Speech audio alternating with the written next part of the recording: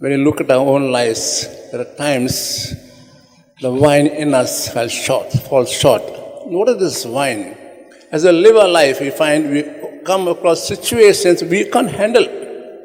It could be bringing up children, it could be financial situation, it could be social, anything. Somebody was sick and say, what do we do now? Yes, what do we do then? We'd go and tell our lady to tell her son, we have no wine. We're exhausted totally. Do something. And if you tell this with deep faith, our lady, she will take ourselves, all our worries, anxiety to her son, says, here is a son, here is a brother, they have no wine. And if you do this in deep faith, I'm sure the Lord will intervene. As at Lourdes, people go there with deep faith, they have bath in that water which sprung up where the lady appeared, which flows continuously.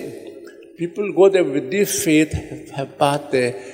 Though they may not be feel physically, but they feel spiritually, and they come back revived with faith. This is the situation at Lourdes, where people go with deep faith.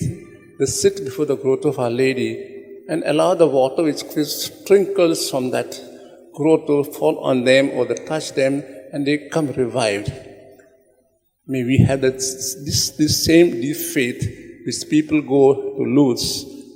Faith that revives them, the faith that heals them, because there are people who have gone in hundreds and many have come cured of their sickness.